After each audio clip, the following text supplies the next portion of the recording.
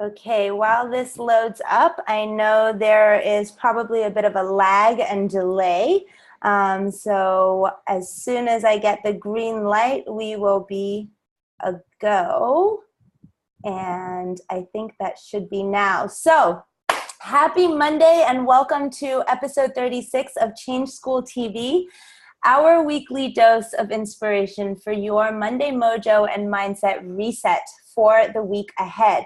Now, it is a brand new month, and instead of introducing a brand new theme as we normally do, we've heard your requests for more humans of change, stories of change, and we listened. So moving forward, we'll be bringing more guests onto the show to share their personal stories of changing careers and or changing the way they think about their careers in order to keep growing and moving forward. So tonight we have a very special guest to share her inspiring journey and story, Lisa Sommerhuber. I'm so sorry, Lisa, I should have checked with you beforehand. Did I just butcher your surname? Will you say it once for me so I don't make a jerk of myself again?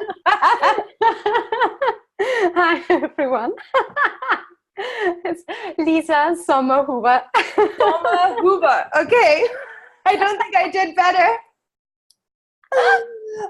Let's stick with Lisa, shall we? Yes, Well, thank you, Lisa, for allowing me to butcher your name. I'm so sorry. And thanks. It's a tricky one. Yeah, well, I don't know if that's true, but I'm usually better. But I probably should have practiced a bit. But thanks again for being on the show tonight. And I'm super excited to have you share your super interesting journey of serial career shifting. My pleasure.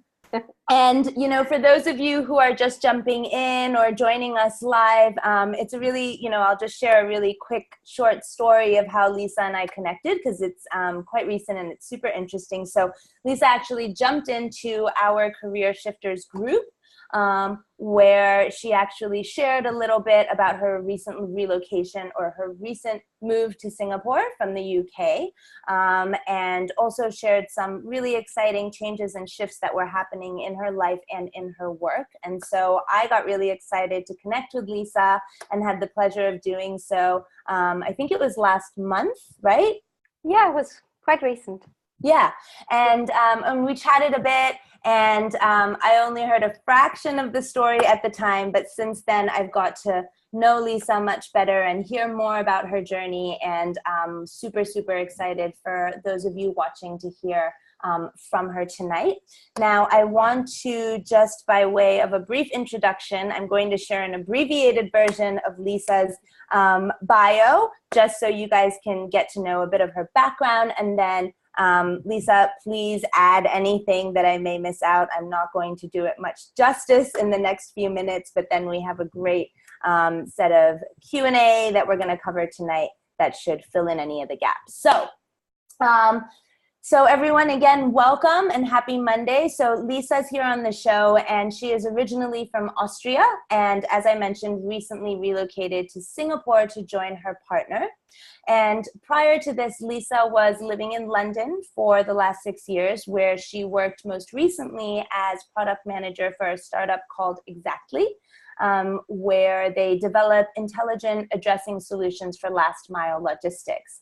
And as the right hand to the CEO, she was instrumental in winning the J-Lab Retail Accelerator and Investment from the John Lewis Partnership. Woohoo! And she has much, much more in her portfolio career, which I'm going to let her share about. But the bit that I do want to add in this intro is that she also has a passion and history for dance.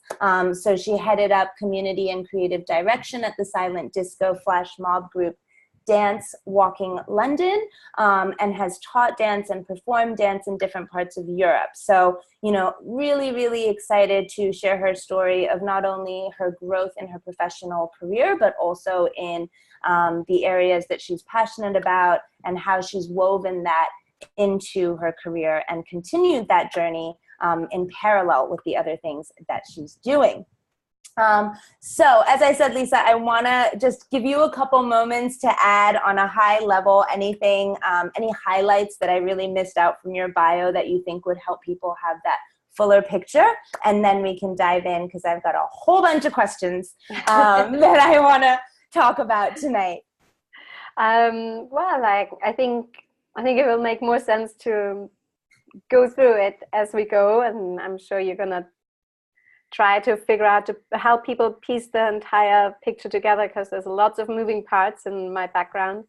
I think overall, yeah, I guess what I can say right now is I've actually just started a property guru. So I'm in the property guru office in Singapore right now, using the super cool Wi-Fi connection.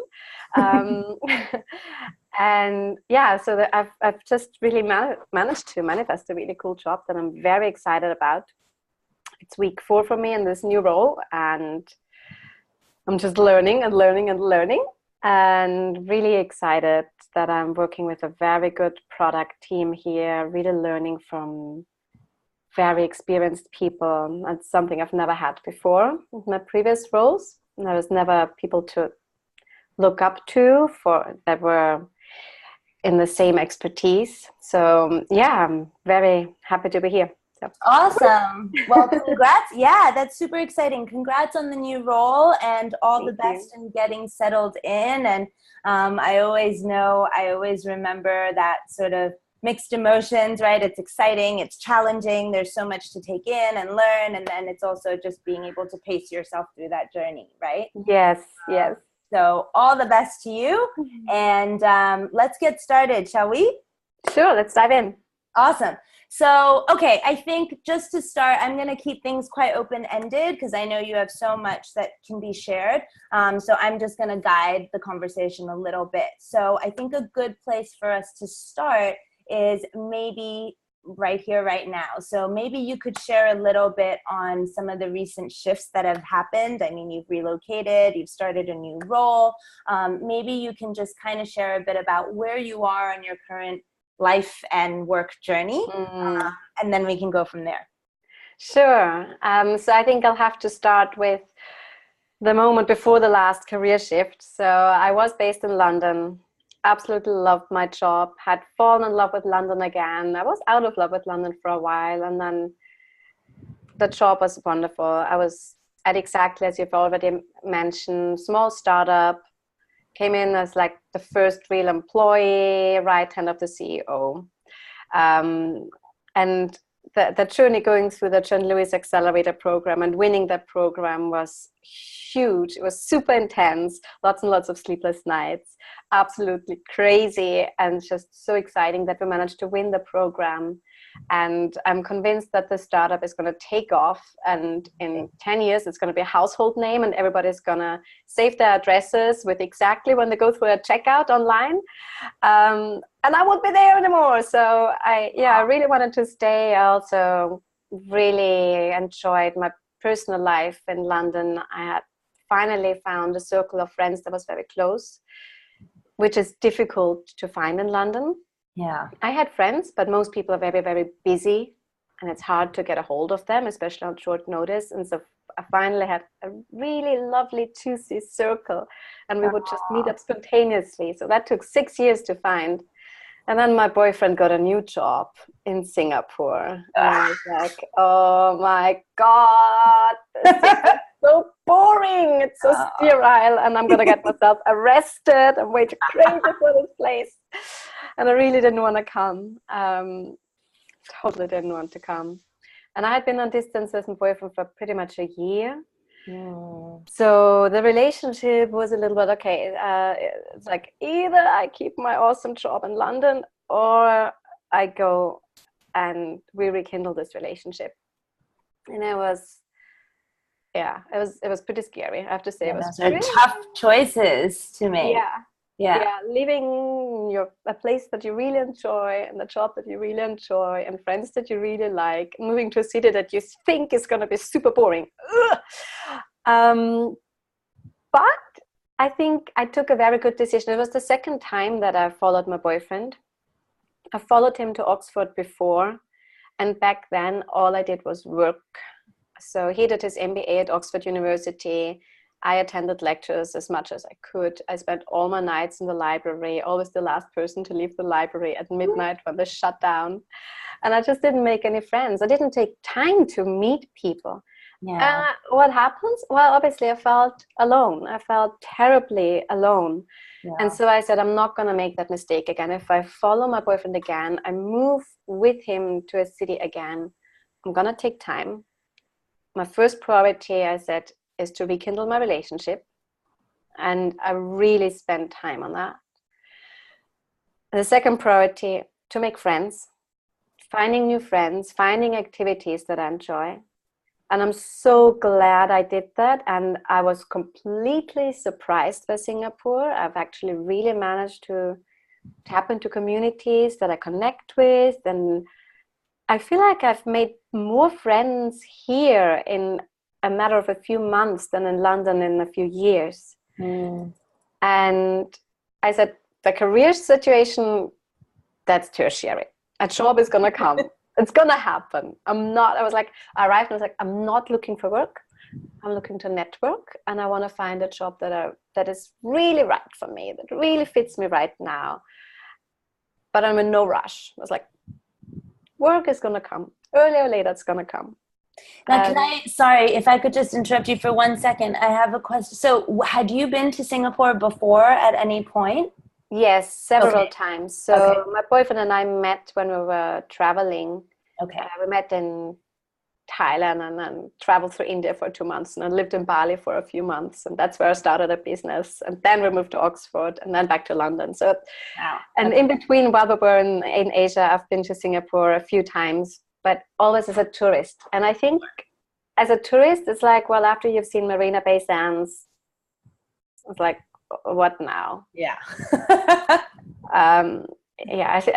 While now living here, I really appreciate the convenience. It's such a good city to live in. I'm very surprised. Very glad I made the move. Yeah, and very transient, right? So like you said, I guess in some ways the small size of it is also an advantage when it comes to meeting people, connecting with communities, etc. Absolutely. I was so surprised that people are so open to meet you on short notice. Anybody, even really busy people very high up in an organization are happy to meet you within maximum 3 days. It was very surprising for me. Yeah. So I did say the job hunt was going to be tertiary, but I was just networking and meeting people, and faster than I could imagine, I had several job offers, and I was like, whoa, I'm not taking any offers yet. I'm gonna compare. I want to compare. I'm gonna take my time. I don't want to jump around jobs again. This time, I really want to find a job where I feel like I can grow. I can be there for a while, and I want to make sure that it meets my values, that the company culture is a really good fit, and and then I decided on Property Guru, and I'm very happy to be here. Amazing. It's a real jackpot. No, that's amazing. And, I think we're going to touch on this a bit later in more detail, but just because you bring it up, we're going to hop and skip a little bit.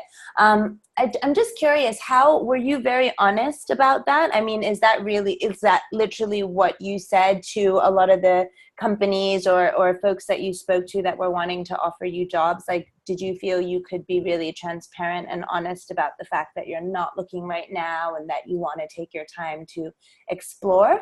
And how was that received?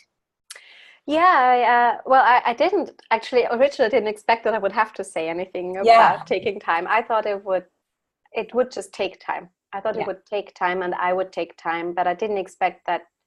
I didn't know that product managers were so sought after in Singapore. There's a huge demand for product managers. So I was surprised by that. But yeah, I got an offer quite early on, and I was really saying, I haven't had enough interviews yet. I don't know the market yet. I'm in the process. I've just started interview process with other companies, and I want to follow through so that when I decide, I can feel confident about the decision. Oh, and actually I did something that I'm really glad I did. From Property Guru, I asked somebody to meet me. I said, I want to meet a person who's been with the company for at least a year and just meet them for a coffee. So that was when I already had the offer and was like, I want to meet them for a coffee and just understand what's the company culture. How do people interact with each other? So I really did an interview purely focused on company culture, and that was initiated by me. And I'm glad I did it because it helped me a lot in feeling confident about taking the right decision. Absolutely. But yes, I did push back. I did push back in terms of timing. And I think ultimately it's a good thing for the company as well. They know if you decide to come on board, after all, they know you really want it. And I was quite transparent about my reasoning around why I decided against other companies. And that was all around, I really felt Property Guru. As a product manager, you have to do a case study typically. You get an assignment, you work for a few days at home, you come back. And having done it for a few companies, I just felt that even the task that I had gotten felt like the one that I was most passionate about while I was working at home. And so I'm glad that I took the time to compare the different companies and the different interviews. And I think my manager was probably a bit nervous about whether I would decide on another company for sure, but I'm glad he gave me the time. And ultimately, what I appreciate about the company culture here is that you won't get pressured in a way that's unhealthy. They want you to come on board because you want to be here. Yeah, brilliant. No, and I mean, I imagine for, in your case and probably in most cases, if it's the right company and the right type of employer, if anything, they will respect you more for that honesty and for demonstrating that thoughtfulness, right? Yes. And to not just carelessly jump into something, out of a sense of urgency or something else, right? Yes. So it's really, really great to hear that. And I think a lot of people sometimes worry about that aspect of interviewing. So yeah, no, it's great to hear that. Now, I'm just looking at my notes now. Gosh, I have so much to cover. So you have actually, let's kind of maybe go back in time a little bit, right? Mm-hmm. Because you have actually made several career shifts. Some of which I think you shared was a departure from what you thought was your dream job. Some, I guess, were industry shifts, et cetera, et cetera. Could you maybe talk us through a little bit about those pivotal moments? And, let's start there. Let's start with the different roles and the different, I guess, ways that you identified your profession or your career identity at that time. Sure. So maybe I give a very brief overview, like bullet points first, and then I dive in. So the bullet points are graduation in architecture. Then I jumped into exhibition design at Christie's, which gave me a faster turnaround cycle, which I found exciting. Then I wanted to learn more about business, went into entrepreneurship, launched a marketplace. That didn't work out, but I had learned a lot. I went on into marketing and events. Realized I'm now too far away from the users. I can't change the product because that's not the role. Oh, this is product management. Oh, I didn't realize I have to be a product manager to actually make changes to the product. All right, let's jump to product management.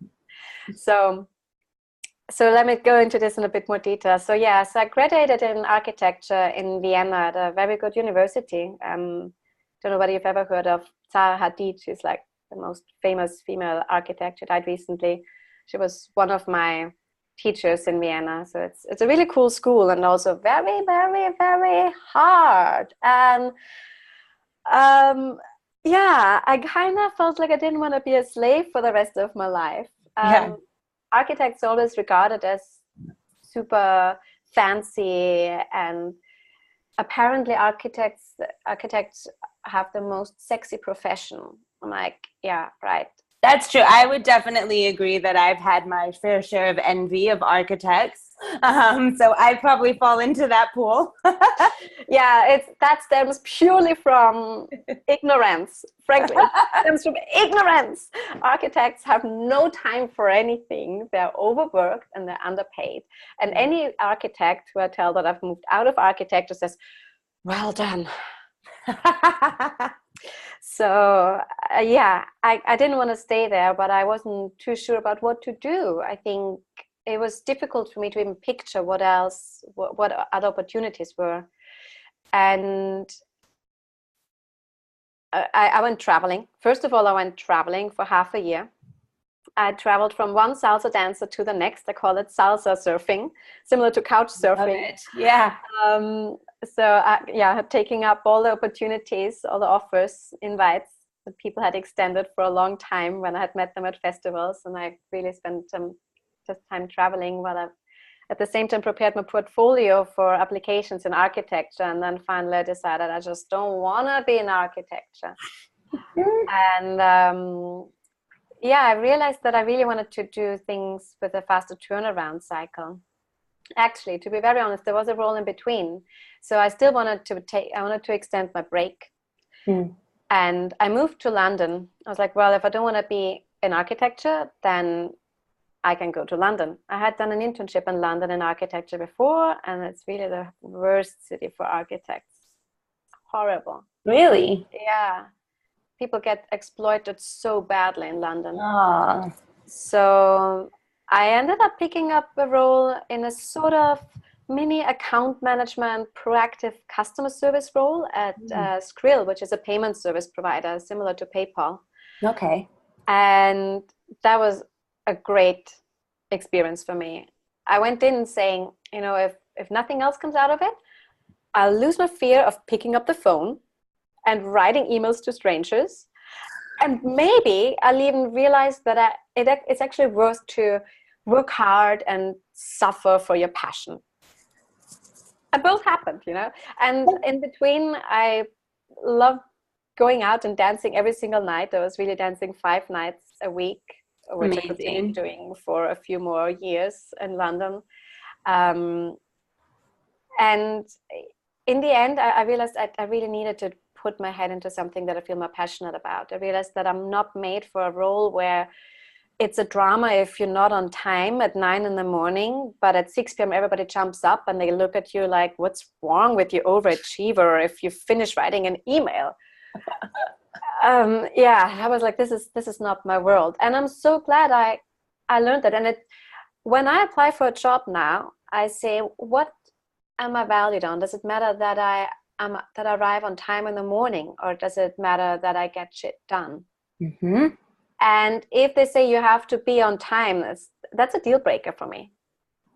It's not what I want to be valued on. Mm-hmm. It's not about whether I arrive at 9 sharp. If I arrive at 10, but I stay until 10 p.m. because that suits my body better, that's a place where I want to be. I want to get measured on results. So it was a really good learning experience. And yes, I lost my fear of picking up the phone. Amazing. Yeah, it was good. It was good. And then, but I realized I did want to be back in design. I did feel that I wanted to be passionate. I wanted to create things, but I didn't want to be in architecture. And so I started to look in various related fields, and I managed to land a job. I mean, even the job listing was just, it started with roles like these are like gold dust.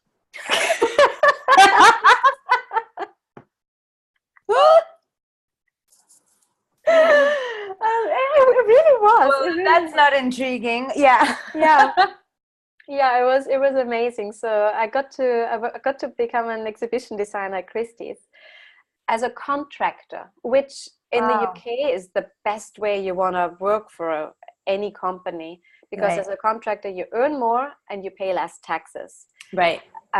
Because in theory they could fire you any day without any notice period. But my manager adored me. My job interview started with questions about salsa. Amazing. Like, oh my God, of course she's thinking salsa. She's Colombian. She was wonderful. I'm still friends with her. We're still in touch. And that was a great place for me to learn more about design, learn more about graphic design, also cross-functional management. So as an exhibition designer, I had to work with events and with the operations people who were like actually physically doing the installation work of artwork. I had to hire contractors. It was a really good experience for me, and it also taught me what I appreciate in a manager, the whole sensation of, oh, it's okay to make mistakes. The only thing that matters is that I come to her as quickly as possible if I realize that something goes wrong, so we can work on it together. And the feeling of safety that I knew she would never blame me. That was such a good experience for me. Yeah. So I think it really, it prepped me for a different attitude to managers. And yeah, I stayed there for 2 years. I mean, I have to say I went into the job thinking, oh, I'm a contractor. Or well, if they keep me for half a year, I guess I'm going to be lucky and I'll make so much money. And I'm very stingy. I have to say, I'm very stingy. I can live on like no money. I mean, when I traveled through Europe for half a year before, I was living on Starbucks £1 coffee and bananas and dried pita bread, right? So like I could really stretch money. But I was like, if they keep me for half a year, I'll have enough money to travel through Asia for a year. Wow. And I ended up staying for 2 years because it was such a great job, a really, really great coworker, a really great manager, a great team. I loved it. Ultimately, you can't be a contractor forever. I was just going to ask, yeah. Yeah. So for the 2 years, were you as a contractor or did it evolve into? For a year and a half, I was. Okay. And then I became an employee. So obviously that came with a salary cut. Yeah. And at the same time, I felt exhausted. I felt exhausted by London. I was still dancing 5 nights a week. Right. And I felt like I was going to fall out of love with the city. Also, my rent contract was expiring, and there was a love story going on that felt like I needed to get away from. And it was just like all stars aligned, everything is aligning. It's time to venture out. It was like, okay, there's no at least no stable relationship in my life. It's time to go. All the signs were kind of pointing to the next chapter. Yeah, it was like nothing's holding me back. But it felt like leaving a dream job. I was being paid really well. I had a great team, and I left thinking I'm never gonna get a job as awesome as this one. But I'm leaving, and it felt great.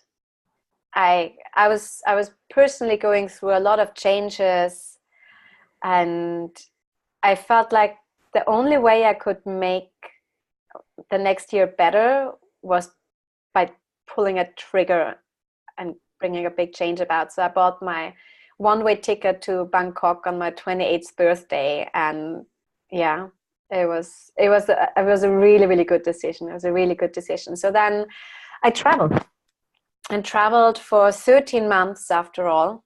Wow. To Southeast Asia. Met my boyfriend very early on during that time, which I didn't expect to happen, of course. But as already mentioned earlier, we traveled to a few countries together and lived in Bali. And when we lived in Bali, I started a business. So at the time, during the travels, I was starting to read about entrepreneurship, and I kind of wanted to do something different, but I really didn't know what to do beyond design. I had no clue. And then I was listening to The 4-Hour Work Week by Tim Ferriss, which I think is a very dangerous, radical book. Now the whole world's trying to figure out how they can work for 4 hours. Yes. And I certainly worked more than 4 hours for the next year. Yeah. I worked on so I launched this marketplace. My idea was that I have unevenly sized feet. My left foot is a size 4, my right foot is a size 5, and I found out that 10% of a whole size, and 10%. I know I have a half size. Yeah, 10% of the population have a full size difference. So when you want to buy heels, because of gravity pulling you forward, even a size difference of just one size can become a problem. Totally. And I often have to buy 2 pairs of shoes to get one that fits. So I have a pair of shoes left over at home. And It's super annoying, super annoying. So annoying. Oh my God, yeah, that's crazy. I just suck it up, but I know I do not look like a normal person trying to walk in heels precisely for that reason. So I've kind of given up and I just wear flip-flops now. But great cause, great cause. Yeah. Much needed, obviously. Yeah, yeah. So I found out about that, and I just dived into it, and I was learning on the go. So it was pretty much a one-woman show. My boyfriend did support me, and he's a co-founder, but most of the effort was really on my side. Yeah. And I learned everything from scratch. I had no clue about business. I had no clue about marketing. I had no clue how to build a website.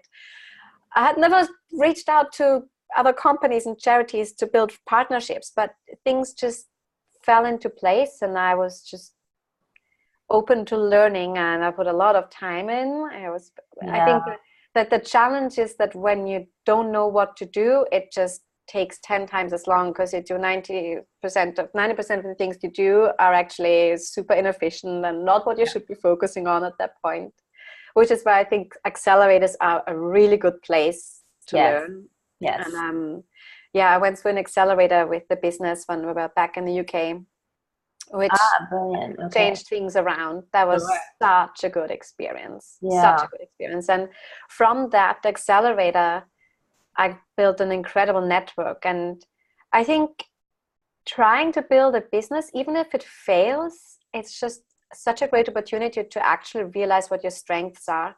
So that's something I had not had the opportunity to before. When you're an employee, you get certain tasks.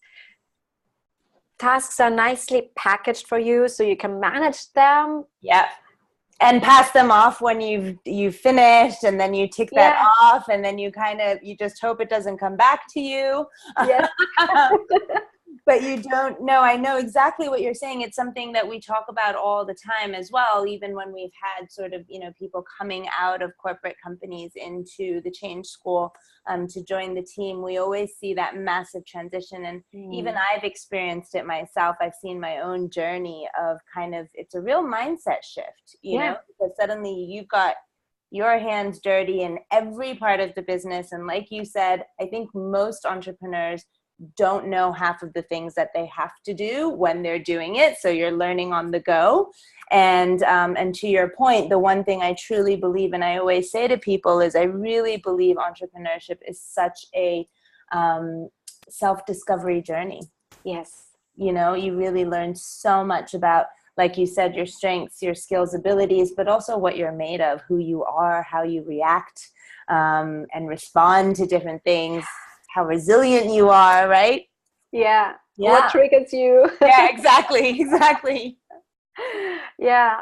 Also, I think it was the first time I realized that I really enjoy networking. Like, those were things I didn't know before. I hadn't had the need to go out and walk into a room full of strangers and realize, actually, this is awesome. I enjoy this. This is not what Austrians do. Austrians don't network. We have no word for it in Germany. And it's like, we don't do this kind of thing. Relationships. If you get any introduction because you have a connection, that's frowned upon. We have we really think it's bad. How interesting! I did not know that. Yeah, very different mindset. So it was such a self-discovery on so many levels, and I think I've become very okay with navigating ambiguity and uncertainty, and like jumping ahead to my interview here, Property Guru. That was one of the key things that they were interviewing for. Like, they were just giving me tasks that were totally open and ambiguous, and the question came again and again, how does it feel that everything is so uncertain? And I was like, I think I didn't even answer the question very well in the interview, because I was like, I haven't thought about that, It's like, it was just so normal to me. Yeah, you're like, this is the story of my life. Yeah. What else have you got? But where were we? Building a business. So like, so the network that I built was amazing. And so this was just to, I guess, for folks who are watching. So this is technically your third big shift, right? Yeah. Because you went from, okay, cool. Yeah. So the business didn't take off ultimately, which was fine. So I think when I went in, one of the things I learned was I saw a talk by Reid Hoffman. This is really one of the big lines that has become one of my mantras. He says, it's not enough to have a plan A and a plan B. You need to have a plan Z. Your plan A is what you're going for. That's the ideal scenario. Your plan B is if you have to pivot because things don't work out. But you need to have a plan Z. If you want to be able to sleep and you don't want to have to worry all night, especially when you're building a business, about what's going to happen if things go really, really, really wrong, like the whole business goes bust and you don't have money and you don't know where to sleep because you've lost your flat, etc., etc. What are you going to do? And for me, plan Z was, well, if everything fails, I'll get a job. I'll get a job again, and I will have learned so much, and I will have made so many new connections, and I'm going to be able to get out of design. I didn't know what I wanted to get into, but I was like, if everything fails, I'll get a different job, and that's going to be totally acceptable. And so I actually I reached out when I realized the business was failing. I reached out to a man who had supported me quite a few times with questions, and he was the CEO of a company in the UK, and he created a role for me.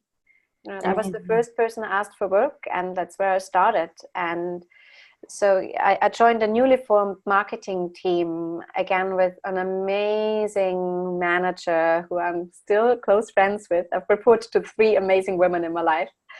And again, so much learning opportunity, completely different. It was great to be part of a marketing team and to see how our SEO specialist approaches a marketing. And I was focused on events, and there was a lot about project management, and Gantt charts became my best friends. I learned so many new tools, but also introduced tools, because I had to manage all the tasks of a business. So task management, prioritization, I could really bring that with me into the role of event management. And then ultimately realized, hey, I can't take feedback from the users and change the product. And I'll never forget, I met my brother in London. He came there for an event, and I said, I feel boxed in. I feel like I'm in this little box of event management, and there's all these logistics tasks. There's so many things to do. There's so many little deadlines to catch. With every event, I have like 40 deadlines, all these tiny tasks that need to be orchestrated. And I feel like I can't think of the big picture, and I can't work for the consumer.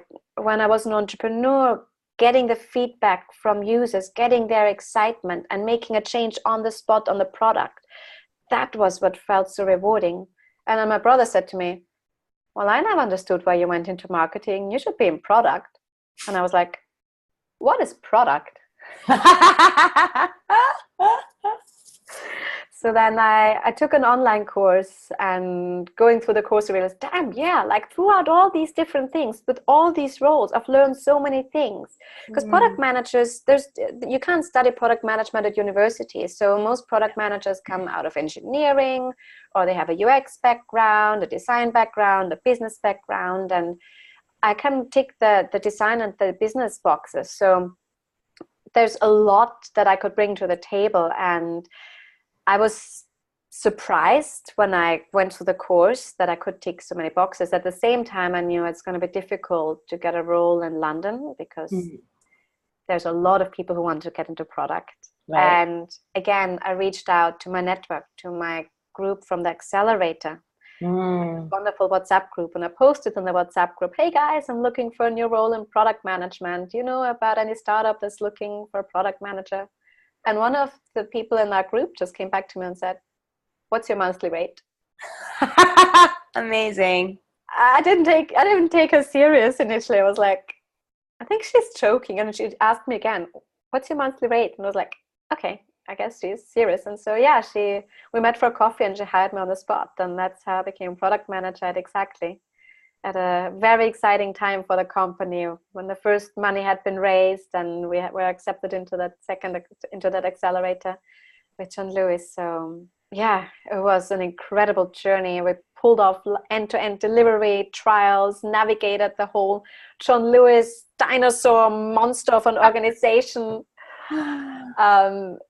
Yeah, it was great to actually take on responsibilities of a product manager and work with UX designers and engineers for the first time and manage a product roadmap. So yeah. And then the whole shift came with my boyfriend coming to Singapore, and I'm like, another shift. Oh my gosh. Well, I want to pause for a minute because I think there's just so much. Thank you for sharing that. And I think, yes, have a glass of water. I just let you keep talking because there's so much juice in what you've shared. And I was scribbling notes because I think there's quite a few points that, we could probably chat forever and ever, but a few things I just want to highlight.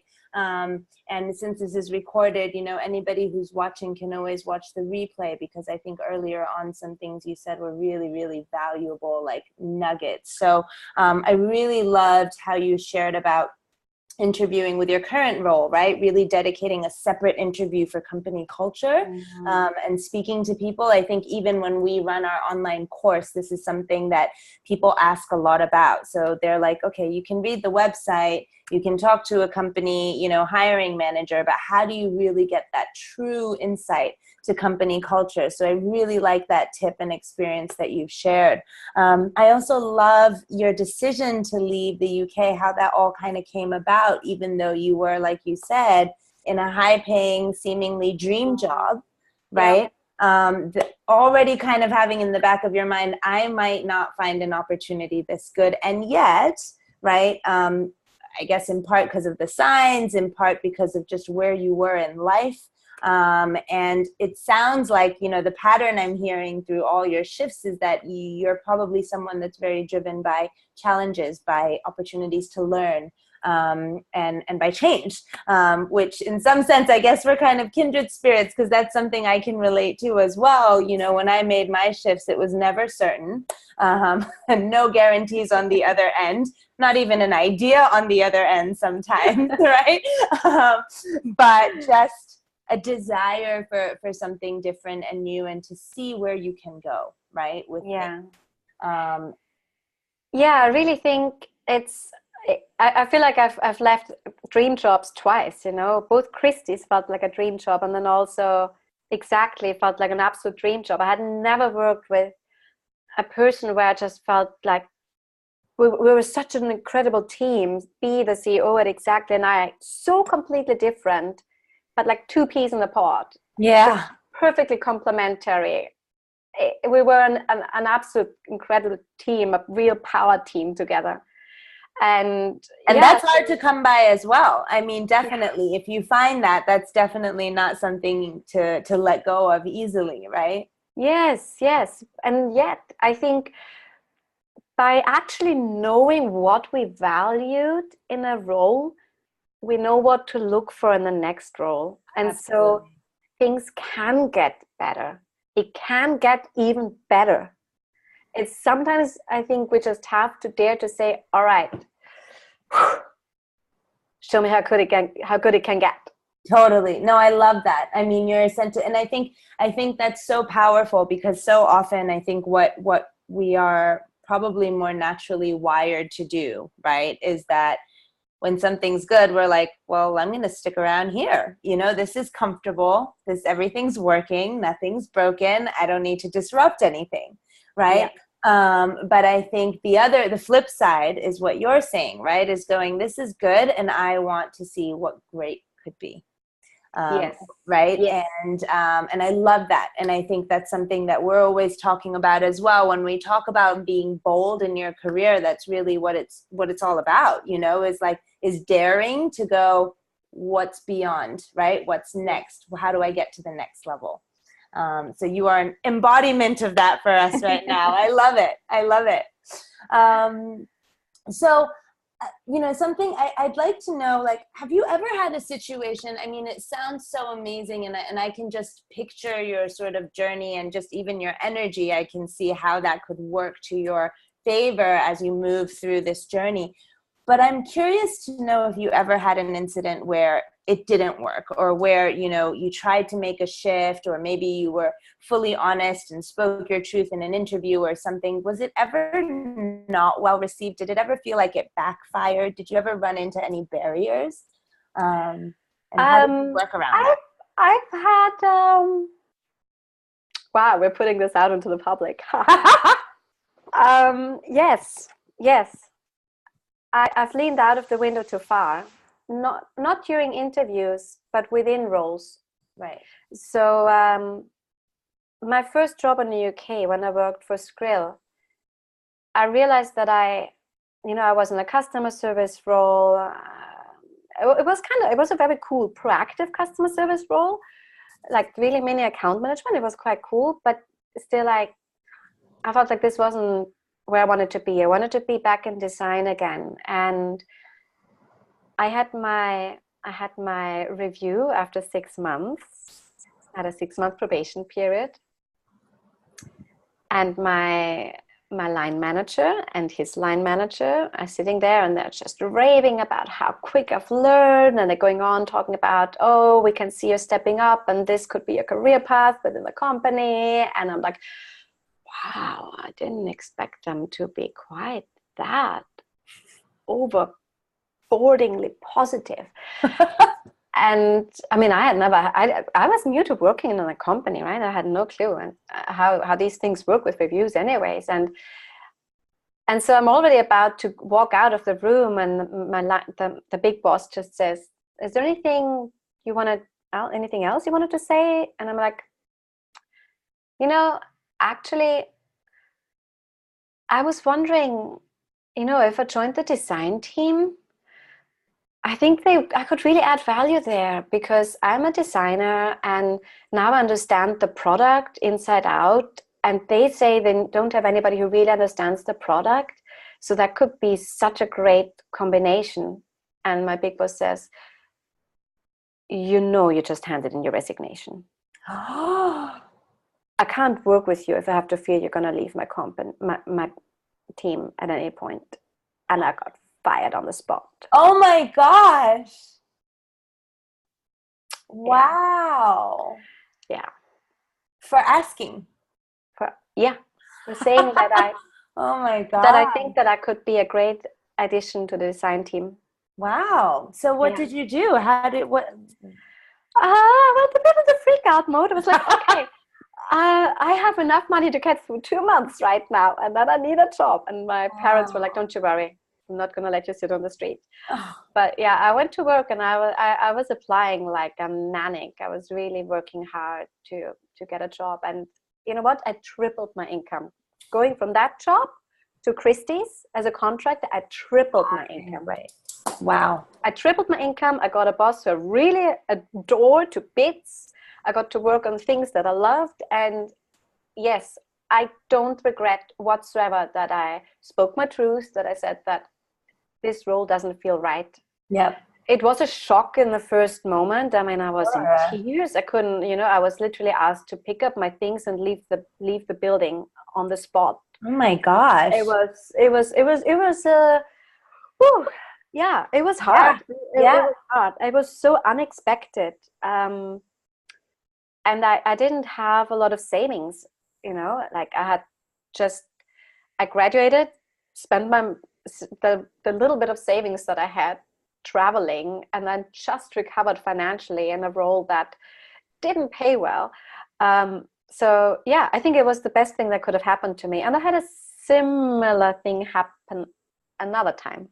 So when I worked in the UK in marketing, and I realized that I wanted to be in product management, I spoke to my manager, and I said at the Christmas party, I feel like I'm boxed in with all these tiny logistics tasks, and I think I would like to work with the product team. And she was like, I get it. I totally get it. she was like, you're just like a sponge. You just want to learn new stuff. You've done events. I get it. Let me speak to the product guys. And she was totally supportive. And I spoke to the CEO who had originally brought me into the company and had seen me, build a business. And he was like, yeah, go for product, go full time. Don't let yourself be split between product and marketing. Go full time for product. Oh, but wait, I'm not the one who can take that decision. You need to speak to the product manager. And the product manager said, well, actually, I'm new in this role and I need somebody who I can learn from. I'm hiring, but I'm really looking to get somebody on board who's done design for many years, and I'm looking for a very specific skill set. So I don't think this is the right role for you. And then the person owning the budget for marketing was like, well, if you don't want to be in marketing really, then actually we can't afford to keep you. And my manager and I just burst into tears, both of us. We're like, no, how did this happen? But you know what? It's a blessing in disguise again. Absolutely, yeah. As a result, I had to take the leap. Sometimes I think I wouldn't have had the courage to just step into product management. I would have left the company, but probably later. At the time, my boyfriend was also not having a job yet. I was covering rent for both of us. There was like a whole thing around, oh my gosh, now we're both looking for work. Yeah. So that's why I was scary, and that's why I wouldn't have taken the leap straight away. But before I left the company, I had already secured the next job, and I was a product manager, and I was working for an amazing new manager again, and it again worked out really, really well. So I think it's good to just say what you're looking for and what you want, and sometimes things get a bit pressured.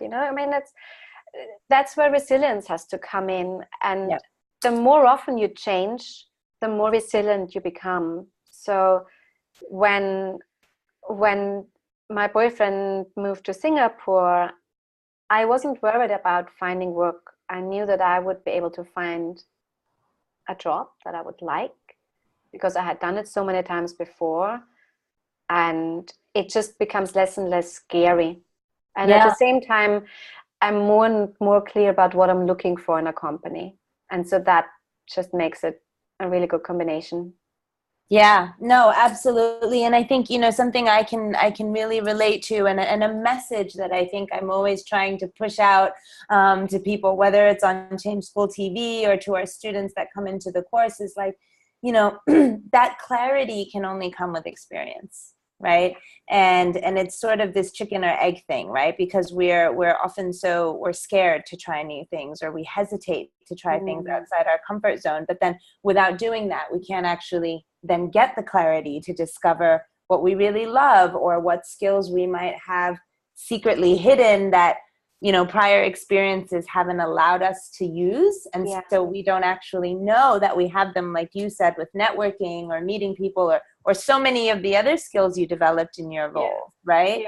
Yeah. So no, I think that's great. And, I think that there's so much, again, there's just so much nuggets of wisdom in your story and everything you've shared. But if we were to kind of consolidate a bit, right, some of the key takeaways or biggest life lessons that you've gained from, both the wins and also these tough moments that you've just shared, how would you kind of summarize those for our viewers today? Like, what are some key takeaways they can take in their journey?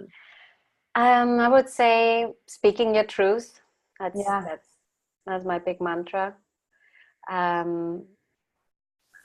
Things are gonna turn out better than you think. Sometimes you just can't imagine what a good solution might be, what a good result could look like. And you just have to trust that it's going to come and work hard and make things happen. So there is an element. Serendipity is not the same thing as good luck. Serendipity is when you create opportunities for luck to happen. So going out, sending out applications, meeting people, and really relying on the network. Because if you have an unusual CV, it's all about telling the story of Yes. why you shifted, and it's all about meeting people. A recruiter is not going to give you a job, because a recruiter is there to put people into roles that they've already done before. You need to make connections to people so they can understand who you are, what motivated you to go down this unusual path, and they will see the connections, and they will see how you can add value like nobody else can, because you have a unique profile. Yeah. Absolutely. No, I love that. And, it really resonates so much with, a lot of what we say. And so often a lot of folks come in disheartened because they've been working with recruiters and they can't seem to find the roles. And I always struggle because I don't want to say, okay, can your recruiter, because he's totally useless, but that's kind of what I want to say, because a lot of the times it really is about, it's nothing more than connections. And it's something we stress all the time. A lot of the roles that I've had, or I've seen people land, they're not even listed, right, on these job sites. Recruiters don't even know about them, right? They're usually hidden inside these networks and people connections. And you need that trust. You need to be out there in the world. People have to have you top of mind, and you have to build that trust, right? So people kind of think of you when those opportunities pop up. And even if roles are advertised public, always go for an introduction. Yes, exactly. Always. That's why LinkedIn is so wonderful. Yep, exactly, absolutely. And I always tell people, play with LinkedIn, right? I mean, unlike your CV, you can kind of reinvent yourself on LinkedIn, right? And experiment with different titles, different self-descriptions, and see how that sort of, works when you put it out in the world. And it's a perfect platform for speaking your truth, in my opinion, as well. Yeah, I would highly recommend The Startup of You, which is written by Reid Hoffman, the founder of LinkedIn. Yes. Such a good book that really, helps to think about how do I describe myself? How do I go about learning? How do I decide what skills to acquire and what experiences to highlight? It's really, really good. No, brilliant. Yep, I love that one. And I will, for those of you watching, I'll post the link in the comments right after this so you can check it out, as well as the tips that Lisa's just shared, because I really think those are invaluable. Now, okay, so I guess before we wrap up, again, I just want to thank you so much for everything you shared. And I mean, is there anything you'd like to add, or are there any additional tips or resources that were really helpful for you that you'd like to share with our audience, or anything I might have left out, even though I know we've covered so much ground? I think as a resource, a book that my new manager recommended to me prior to starting here, The First 90 Days. Oh my God, that book is amazing. It's a guide to how to figure out what to do and really learn, interview people, have meetings. What are the questions that you want to ask so you understand what is there to learn. Is a really great book. Brilliant.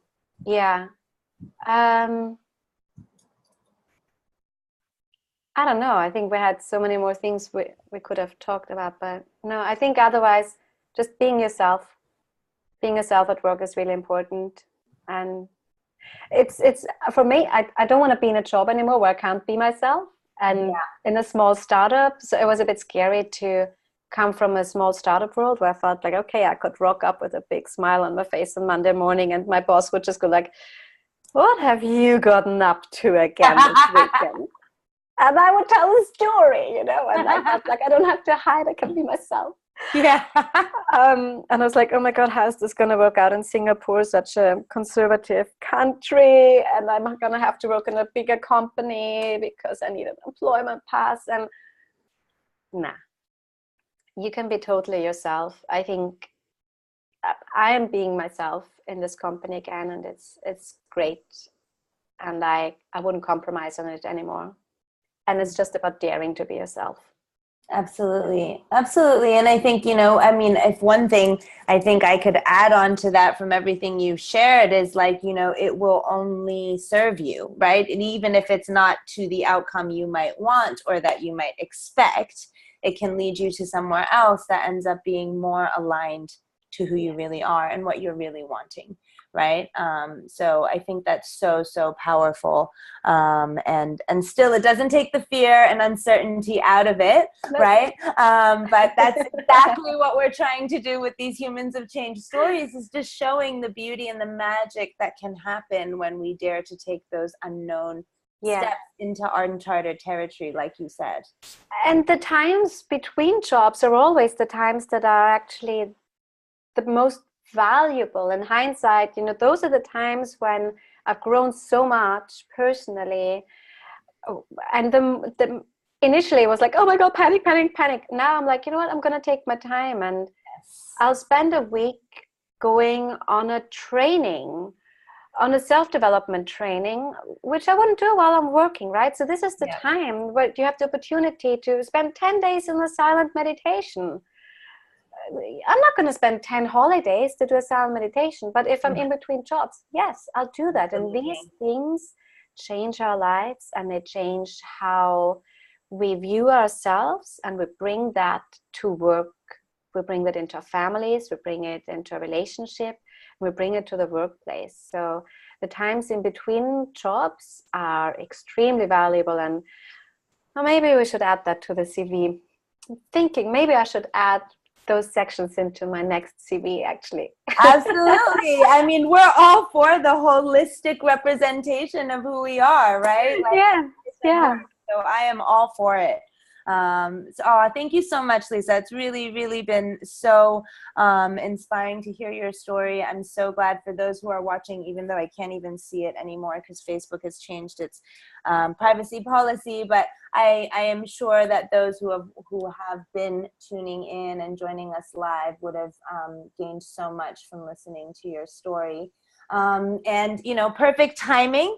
We're just on time to wrap it up. So to those who are watching, I just want to say thanks for joining us, and a huge thanks again to Lisa for sharing her story. I've also posted in the comments a link to download our free storytelling ebook, which I thought was really, really aligned and suited for tonight's session with Lisa. I think she's shared so many tips, so many resources, which I'm going to post right after this inside the comments.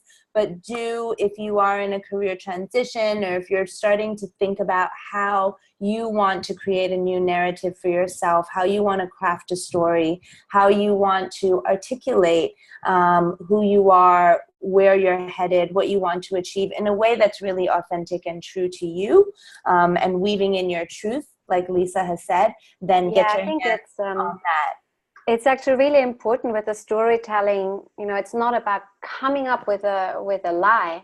No, it's about helping others understand the red thread, because people like me and people like who have changed a lot, it's not obvious. The transition is not obvious. So you have to help people understand your motivations, understand the reason for the transitions. It's all about helping them understand the red thread. That's what storytelling is. And it's absolutely critical for people like us. Yes, exactly. I couldn't agree more. And, and the thing is, it takes that alone takes reflection. It takes clarity. It takes really thinking about your journey to make sense of it, because if you can't find that common thread, no one else can see it either. Yes. Right?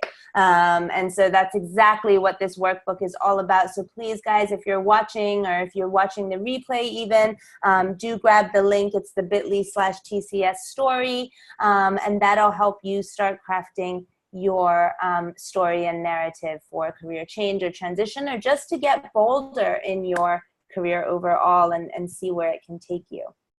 All right, awesome. Well, Lisa, thank you so much for Thanks so much for having me at the office in the meeting room for this. It's been amazing.